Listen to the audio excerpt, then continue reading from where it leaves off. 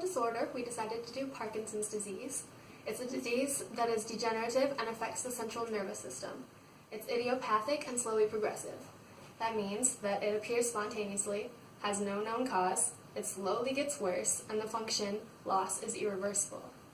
It is characterized by slow and decreased movement, muscular rigidity, resting tremor, and postural instability.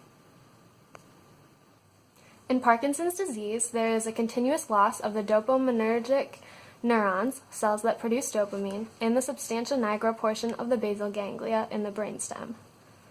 The basal ganglia is about this area.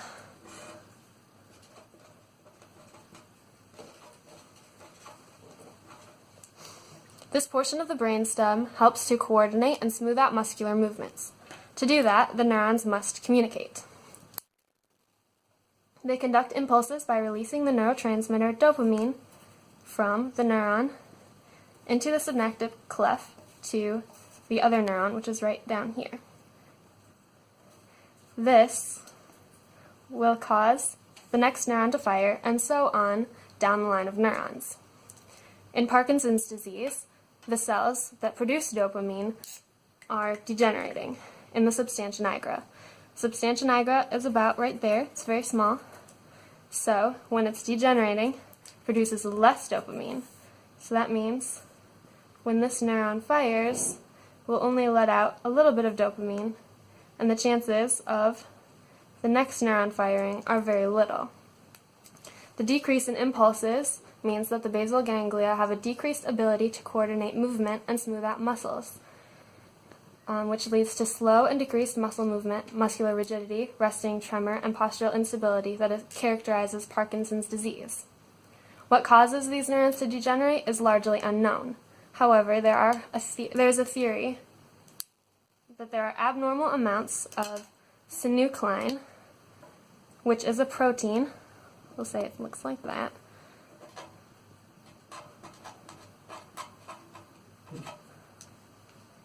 It helps with communication. These extra deposits are called Ludi bodies inside the substantia nigra. So if we blow up this portion, the Ludi bodies would look something like this. And they block muscle function and cause the neurons there to degenerate.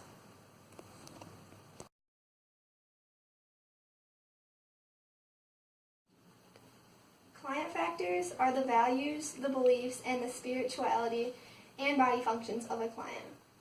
This is an important part of helping the client engage to their occupation.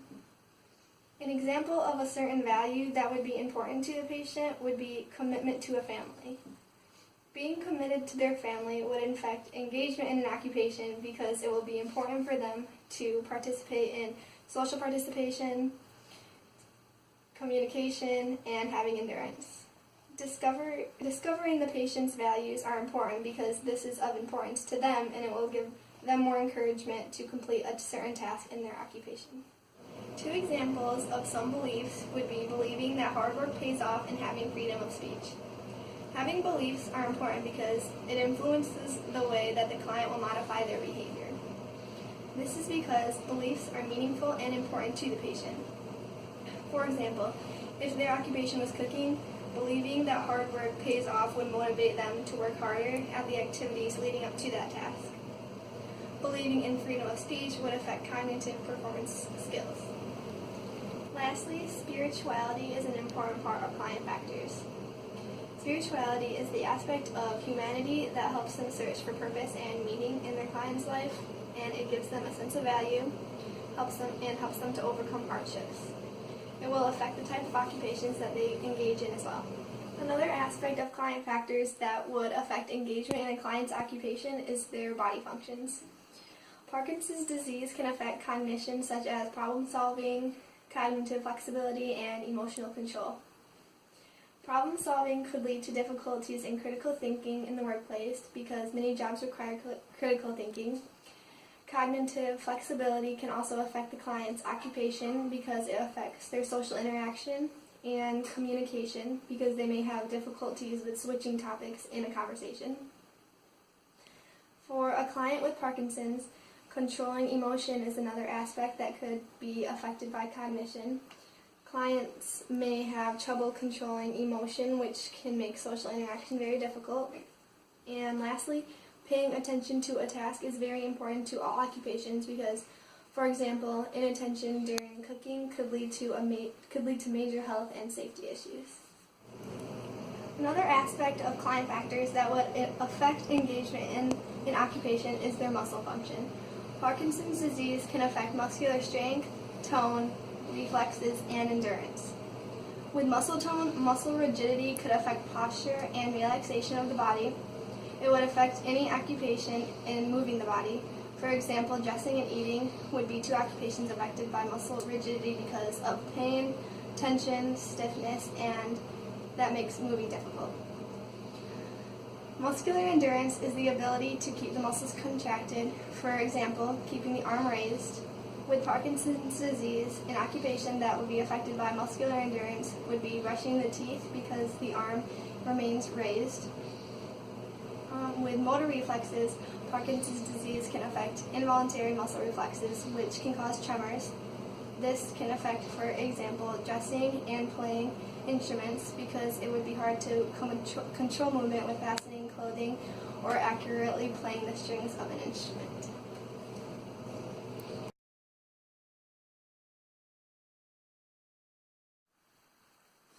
Performance skills also affect a client's engagement in occupations.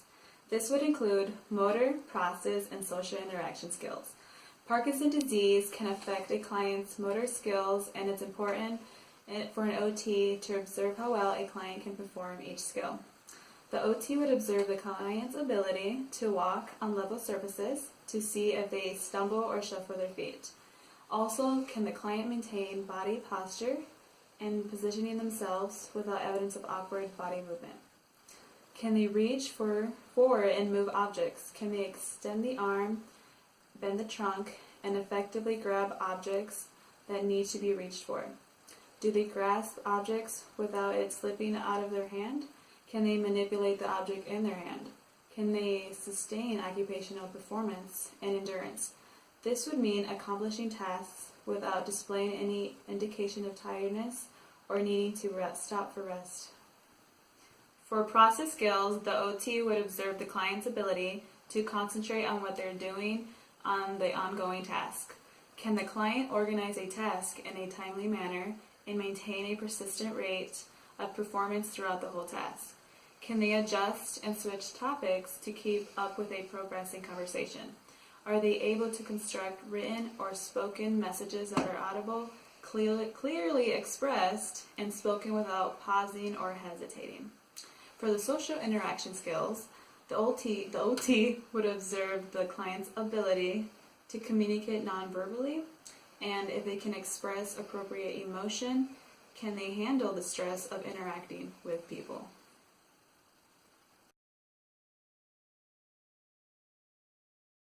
Parkinson's disease, there are various medical interventions. Some medications will work for some clients, but then not work for others, and some of them will only work for a certain period of time during the disease. Some medications are levodopa, which is a precursor to dopamine that can pass through the blood-brain barrier to help replenish dopamine in the basal ganglia. Carbidopa is often combined with levodopa. Carbidopa allows levodopa to reach the brain before converting into dopamine. There's also COX-2 enzyme, which triggers inflammation in damaged cells, and COX-2 inhibitors that protect nerve cells from damage. Anticholinergic medications reduce the activity of acetylcholine, which reduces the presence of tremors and muscular rigidity. If medications don't work, they will resort to surgical methods.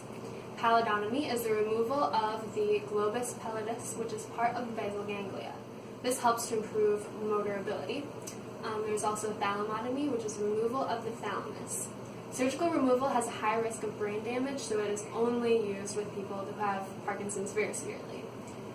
Deep brain stimulation is implantation of electrodes in the brain that influence reduction in movement problems and tremors. Ablative surgery targets and destroys a specific area of the brain affected by Parkinson's disease. This surgical procedure will destroy tissue that produces abnormal electrical or chemical impulses that cause tremors and other symptoms in Parkinson's.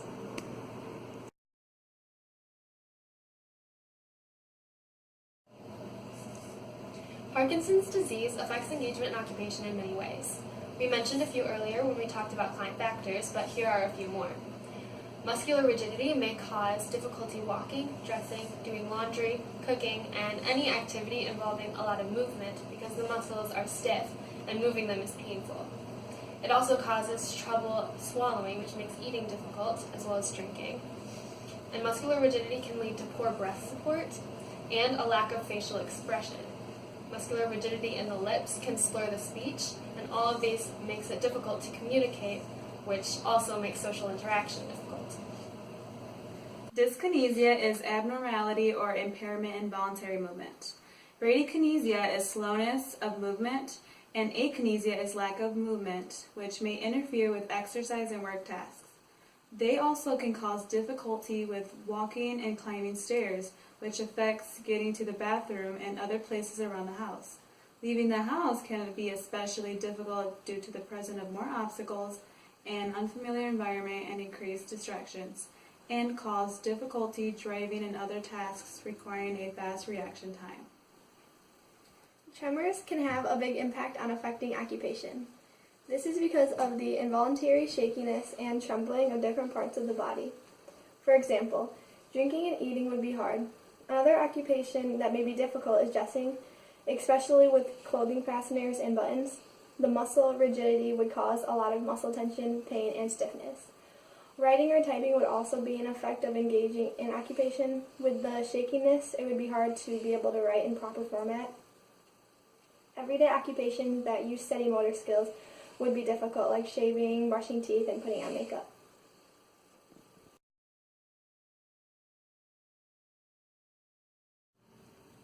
When dressing, before putting in items, have person mentally rehearse the dressing task.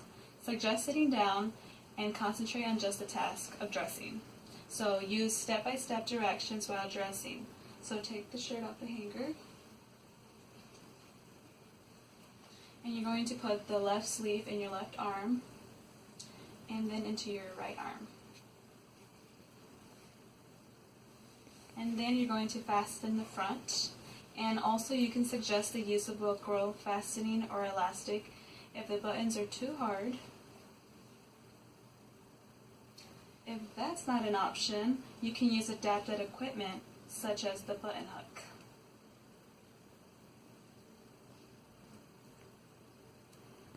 And try to avoid complicated shoes and stick with ones you can easily slip on.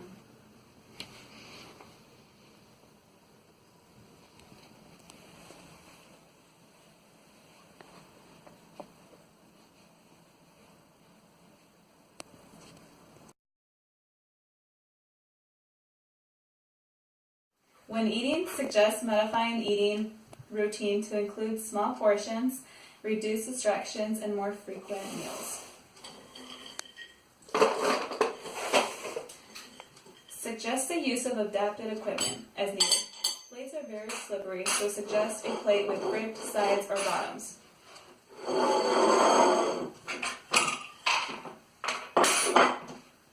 Utensil handles can be hard to grip, so suggest build-up utensils.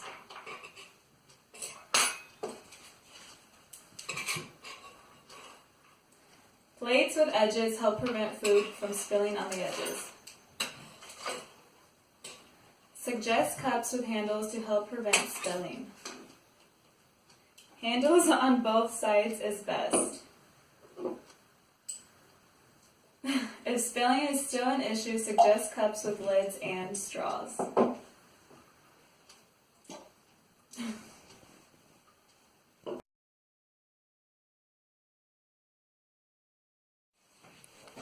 Another OTA intervention related to an occupation would be bathing and toileting. It is important to demonstrate equipment that would be beneficial for the client to use to become more dependent of themselves. For example, a raised toilet seat. This would provide easier accessibility to get on and off the toilet. Getting rid of rugs would also be important because they can cause tripping.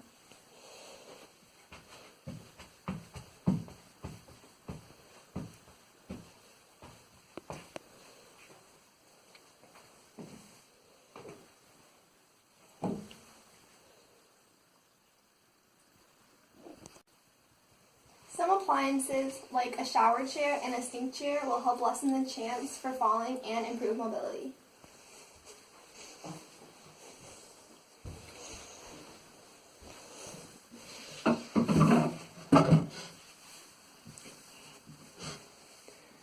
Handrails can also help as something to hold on to when getting up or down. For emergency, it would be important to have a portable urinal or a bedpan at night just in case. This will help if it will be too difficult to walk to the bathroom. It is difficult to grip small things such as razors,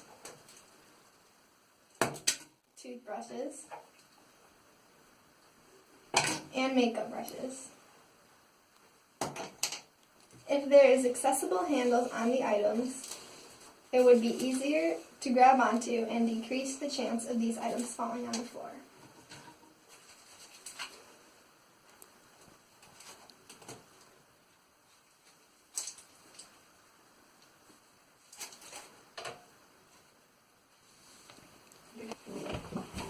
Help, I've fallen! I need help! Encourage them to have a cell phone or alert device nearby. In case of a fall or emergency when bathing or toileting, it is important to be able to get in contact with somebody fast.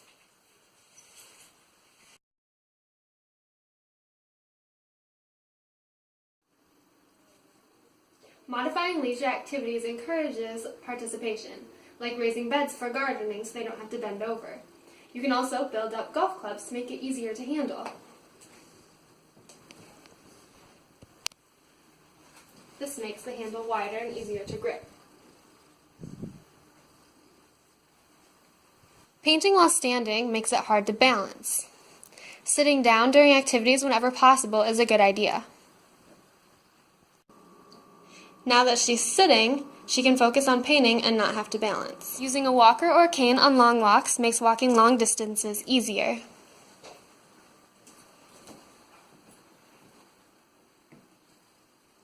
Try to schedule leisure tasks for when medication is most effective and when well rested. If the activity involves a lot of walking, avoid crowds and try to reduce distractions by not carrying things.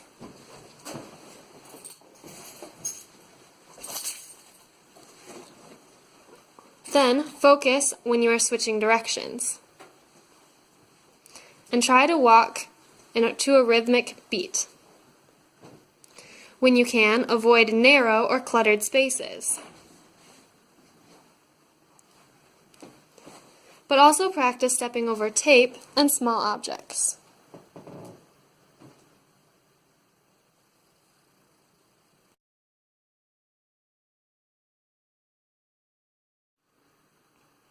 Another OTA intervention that can be related to the client's occupation is social interaction and participation.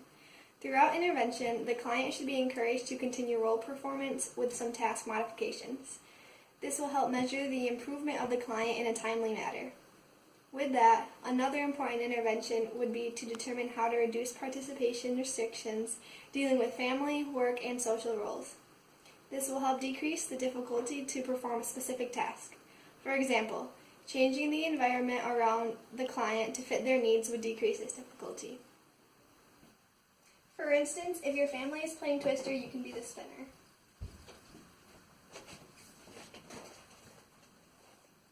Right hand on blue. Modifying the area around the client is also important. There should not be any loud distractions because they will need to be focused on the one-to-one conversations going on. The OTA should instruct the family to speak slowly and carefully to the client because they will need to be able to comprehend and process that information. Encouragement of a support group could also be beneficial to the client. It will give them a chance to cope with others dealing with the same disease as they are. Hi, my name is Kendra, and I have Parkinson's disease.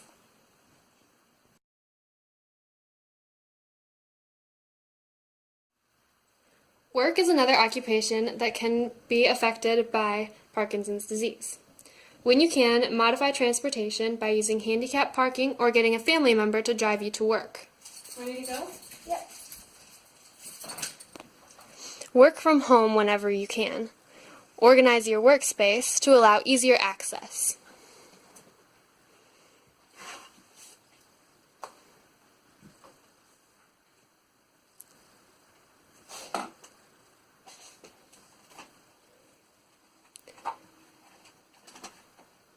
Use large grip or weighted pencils so you can write easier.